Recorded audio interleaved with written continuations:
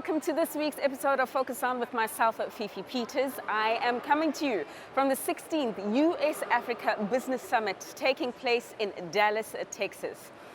In this week's episode, we are looking at the energy landscape on the continent. We'll be having a conversation with Mr. Clay Neff, who is the CEO of Chevron International Exploration and Production, understanding the company's strategic investments in the oil and gas sector in Africa and their decarbonization plans.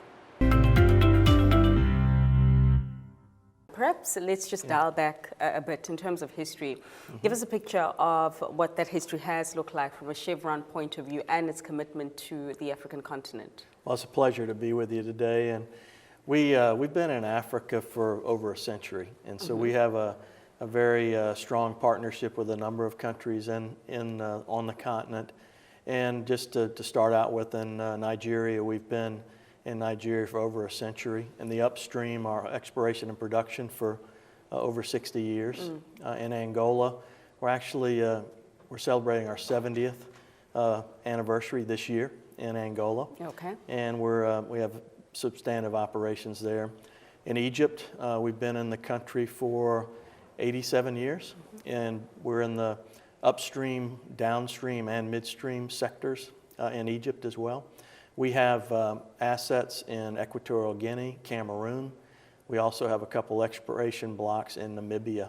So we look at our investments in those countries. We're one of the largest producers in Nigeria and Angola, and we've developed long-term partnerships with our government partners. And the way we view our business in Africa and really everywhere around the world is we want to invest, of course, to help bring our know-how, our technology, but it's also investing in the people. It's developing our personnel. In Angola and Nigeria, we have over 90% of our workforce are local, all the way to our top management in those organizations. It's developing the businesses that support our business, that multiplier effect, as well as in our social investment around education, health, and economic development in the country. So we view Africa as a very vibrant continent with a number of opportunities, and we'll have many years, many more decades of time in Africa. All right. It's very, very important to us. I would imagine that your current partners would hope so. Yes. And the potential new partners would also certainly hope so in terms of the continuity of that relationship. But dialing back to the investments that you were talking about, and perhaps the economic ones, oil, gas, one of the sectors that the continent is looking to develop quite a lot further in. In your point of view, what is key and critical for Africa to advance in these sectors? Well, I think in Africa, or really anywhere around the world that we operate and where we do business, it is having an environment of long-term partnership, having that relationship, been able to work, and it's really around ensuring that the country has a competitive and stable regulatory and fiscal environment. I think that's really key to attracting investment. Wherever we look to invest, and there's a limited amount of capital to invest, so we're going to make those investments in areas where we've got stable and competitive fiscal and regulatory environment, and that really incents investment. And it's not just for the near term, it's really for the long term, because as I mentioned, we've been in many of the countries for decades, and we want to continue that partnership for decades to come. So it's really having that stable environment as we go forward. So attracting investment, I think that's really key. And then I think in particular, things like monetary policies. We bring a lot of capital. We invest literally billions of dollars in on some of the investments or projects that we undertake. So when we invest, we bring in capital. So when we end up making cash flow, we want to make sure that we're able to take that cash out as well so that's really important to have the stable monetary policies as well. Sure, and out in one piece, Yes, essentially. Yeah. We have seen, particularly in the recent while, just as a result of what is happening at the monetary policy level, the effects, severe effects thereof of inflation and the diminishing return, of course, to returns. In terms of the energy transition, because as important as oil and gas is, it is also under immense pressure to ensure that the process across the value chain is a lot more mindful of the environment. And we have seen quite a number of players in your sector make commitments to reducing the emissions thereof. Just give us a little bit of light then on Chevron's energy transition plan, particularly in Africa. Yeah. Well, just let me start out globally, and just if you think about the population in the world's 8 billion people, it's going to grow to 10 billion by 2050. There is a lot of energy poverty, a lot of poverty in the world, some, close to 3 billion people that are cooking off of biomass, including animal dung. There's another close to 1 billion people without electricity. And so we believe when we think about the energy mix and the energy transition, we're going to need all forms of energy. We're going to need to invest in oil and gas for decades to come. We expect oil and gas demand to grow. We're growing our traditional business, our oil and gas business, while we work to reduce our emissions, reducing that carbon footprint. And we're also, while we do that, we're also investing in new energies businesses, like longer-term businesses like hydrogen, renewable fuels, carbon capture, geothermal. Those are businesses we're investing in that are very important for the future. We've got to continue to see technological advances to bring the cost of those energy sources down, and also marry those together with sound policy to enable those businesses to flourish. So when we think about the energy transition, it's in the near term, we're going to need it all. We're going to need renewables. We're going to need the solar, the wind, the hydro.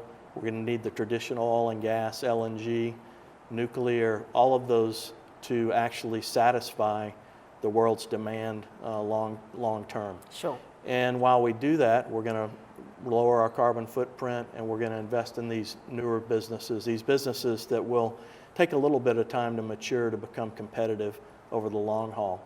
And so I think as we look at Africa, it's very similar. It's really looking at making sure that we're providing affordable energy, reliable energy, and also ever cleaner energy. And you've really got to do all three of those. You can't over-index on any one of those three. And so when you look at the natural resources in Africa, I think oil and gas, the traditional business, will continue to be a very substantial source of energy for decades to come. Sure. As we were discussing, you have spoken about Chevron's energy transition at a global level, and you did make reference to the fact that, it's pretty similar in terms of what you are doing in Africa. But Africa, many African stakeholders are saying that the just energy transition on the continent needs to look very different to what is happening, particularly in the developed world. Africa needs a fair chance to industrialize to the same degree, and therefore there's certain minerals and energy sources that are still quite important right now, notwithstanding the fact that stakeholders need to find lower carbon ways of exploiting those energy resources. So against that backdrop, maybe you can just speak to the energy transition as Chevron in Africa, and how it will take note of the facts that the continent is still very much in need of power, not only to put the lights on in households, but to industrialize the African base as well.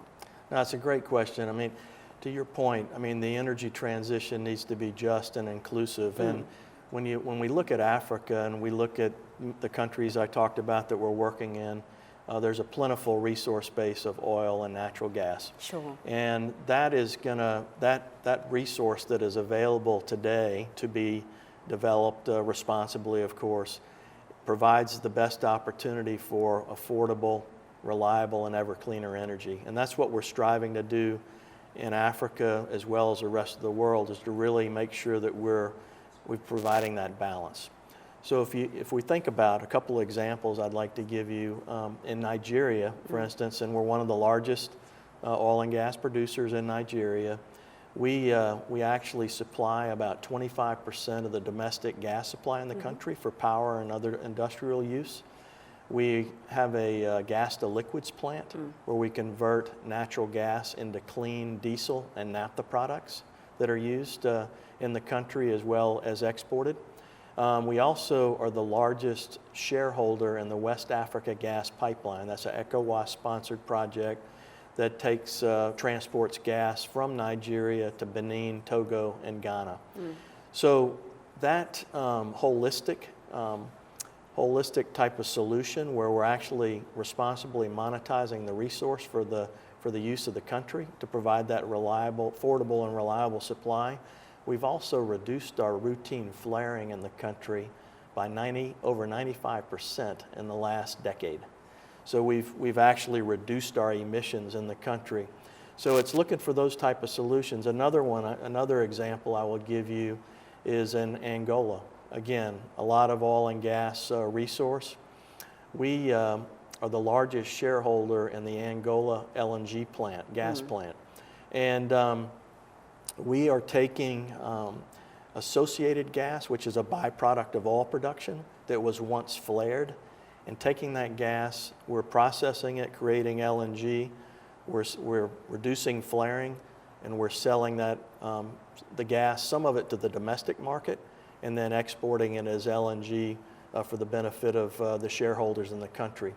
So again, that's a holistic solution. We're actually, in our operations in Angola, we are at zero routine flaring now through all those efforts. We've invested in the full, in a holistic solution to monetize the resource, to provide that affordable and reliable supply while we've reduced flaring to zero, routine flaring. Sure. And that's certainly helped the environment. So I think, to your point, we've got to look for solutions that capitalize, or they really leverage the resource base that a particular country has. In the case of where we do business in Africa, there's still a very plentiful oil and gas resource base that needs to be developed responsibly.